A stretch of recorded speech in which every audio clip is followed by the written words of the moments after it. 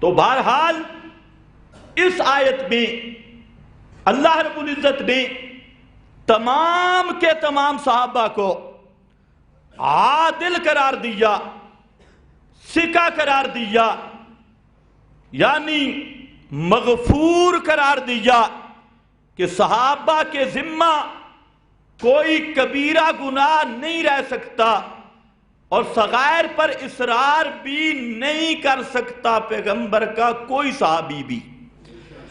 تو صغائر پر اصرار نہیں، کبائر کا ارتکاب نہیں، اسی چیز کا نام عدالت ہے۔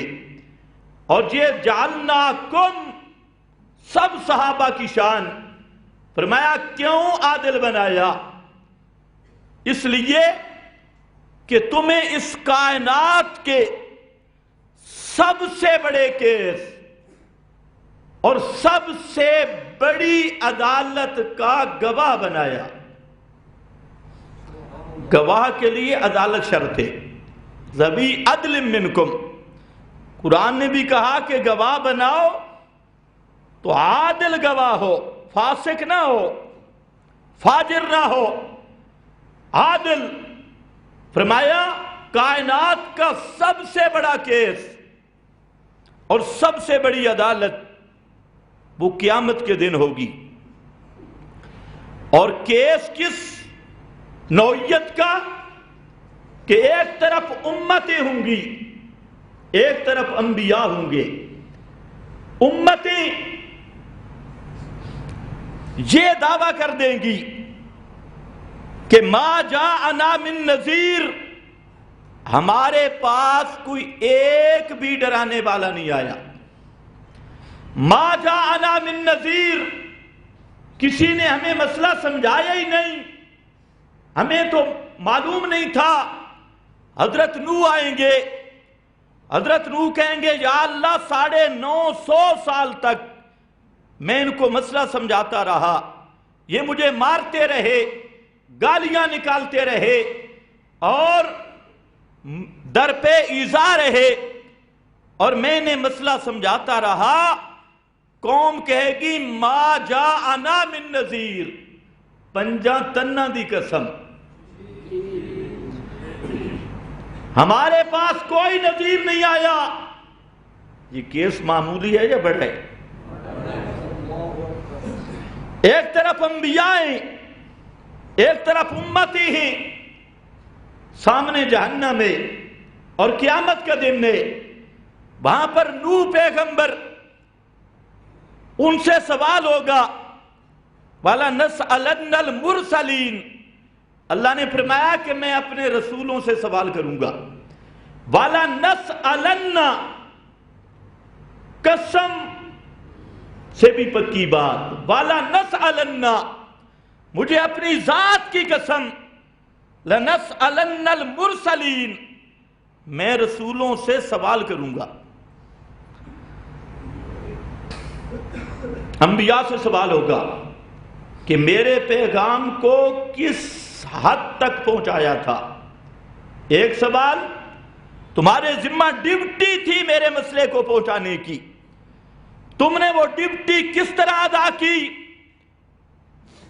اور دوسرا وَلَنَسْأَلَنَّ الْمُرْسَلِينَ، دوسرا سوال ہوگا، فرمایا کہ سب انبیاء کو اللہ رب العزت جمع کریں گے، سب کو، یوم یجمع اللہ الرسل فیقول ماذا اجبتم، سب کو جمع کر کے فیقول ماذا اجبتم، سوال کریں گے۔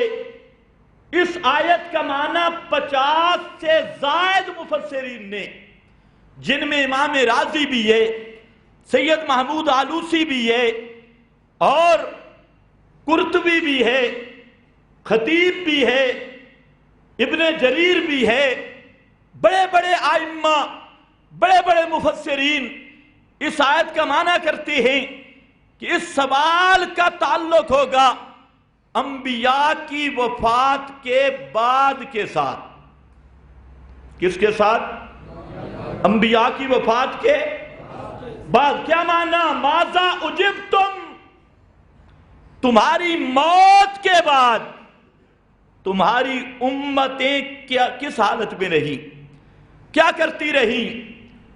شرک کیا، بدعت کیا، یا تمہارے متبع رہ گئے؟ تمہاری قبروں کے ساتھ کیا معاملہ کیا؟ تمہارے روزوں پہ آپ کر کیا معاملہ کیا؟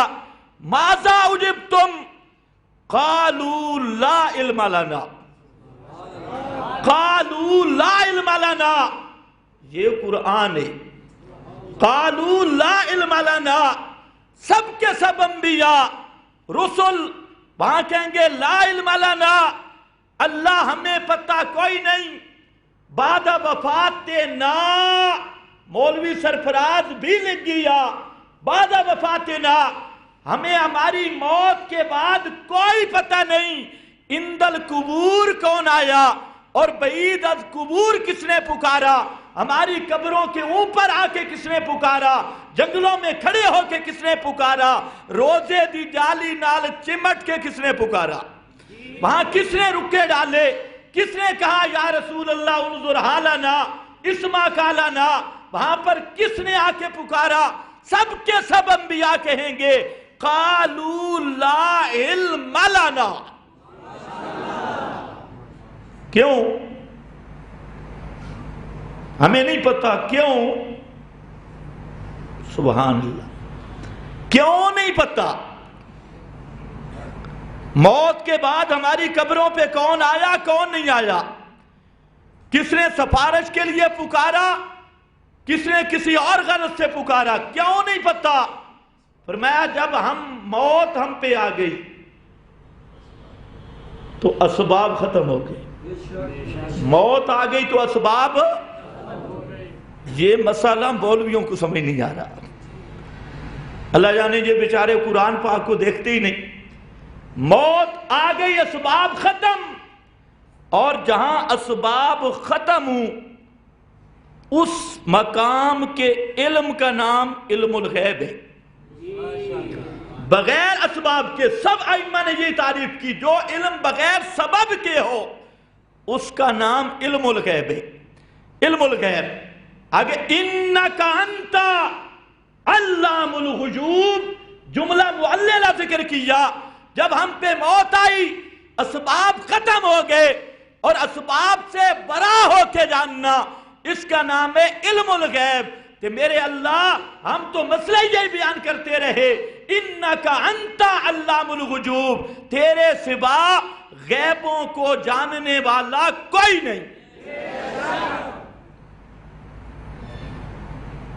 یہ 30 پاروں والے قرآن میں آئے تھے، 30 پاروں والے۔ اور ہم کہتے ہیں اگر کسی مشرک میں ہمت ہو، کسی اہل بدعت میں ہمت ہو، قرآن کریم کی ایک آیت پڑھ دے، اپنے گھر بیٹھ کے پڑھ دے، جس کا معنی یہ ہو کہ کم از کم انبیاء عند القبور سنتی ہے۔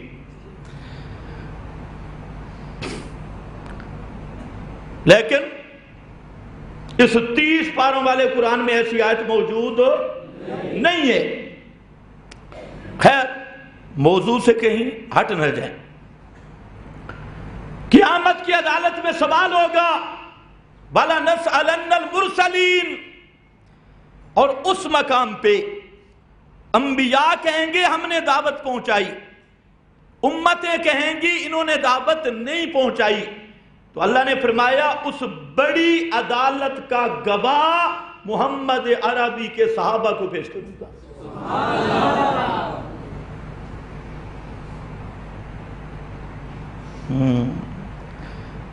چھوٹے چھوٹے کیسوں کے لیے تو عدالت شرط ہے، اور اتنے بڑے کیس، اتنی بڑی عدالت، دنیا کی عدالتیں، کچہریاں، ان کے لیے تو گواہ کا عادل سکہ ہونا شرط، اور خدا کی اتنی بڑی کچہری میں، میدان قیامت میں، اور اتنی بڑی شہادت جس میں امتوں کی قسمتوں کا فیصلہ ہونا ہوگا، جنت اور جہنم کے فیصلے، ابد الآباد کے فیصلے، اس چیز کا گواہ اللہ نے محمد مصطفیٰ کے صحابہ کو قرار دیا ہے۔ اسے وَكَذَلِكَ جَعَلْنَاكُمْ أُمَّةً وَسَطًا لِتَكُونُوا شُهَدَاءَ عَلَى النَّاسِ شُهَدَاءَ عَلَى النَّاسِ النَّاسِ سب لوگوں پر تمہیں گواہ کے طور پہ پیش کروں گا۔ جب اصحاب محمد گواہی دیں گے کہ یا اللہ نوح پیغمبر نے دعوت دی تھی، ہود پیغمبر نے دعوت دی تھی، صالح پیغمبر نے دعوت دی تھی، شعیب پیغمبر نے دعوت دی تھی، سب انبیاء نے دعوت پہنچائی تھی، تو اس وقت کے مشرک کہیں گے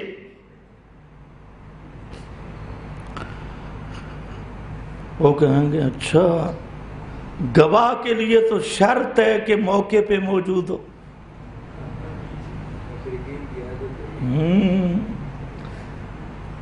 دعا کے لیے تو شرط ہے کہ موقع پر موجود ہو، موقع پر موجود ہو، اور تم تو آئے صدیاں بعد۔ آج بھی مشرک یہی کہتا ہے کہ گواہ وہی ہوتا ہے جو موقع پہ موجود ہو۔ شاہد کا معنی حاضر ناظر، جو ذہن قوم نوح کے مشرکوں کا ہے وہی ذہن احمد رضا خان کی ذریت کا ہے۔ تشابہت قلوبہم، دعا کرو ایک بہت بڑا شکار ہاتھ آنے والا ہے۔ ہاں کل کوئی ساتھی آئے تھے، بہت بڑا رضا خانی، اللہ کرے آئے۔ خیر توجہ میری طرف، سینکڑوں سال بعد آنے والے تم کیسے گواہی دیتے ہو؟ انہوں نے وہ کہیں گے ہم گواہی اس بنیاد پہ دیتے ہیں اللہ کے محبوب محمد نے قرآن پڑھ کے ہمیں سنایا ہے صلی اللہ علیہ وسلم۔ جب یہ کہیں گے وَيَكُونَ الرَّسُولُ عَلَيْكُمْ شَهِيدًا، اللہ کے محبوب آ کر تصدیق کریں گے، تعدیل کریں گے کہ میرے صحابہ کی شہادت حق ہے، یہ سچ کہتے ہیں۔ یہ معنی ہے وَيَكُونَ الرَّسُولُ عَلَيْكُمْ شَهِيدًا، اور یہ معنی حضرت ابو سعید خدری رضی اللہ تعالیٰ عنہ سے بخاری میں موجود ہے۔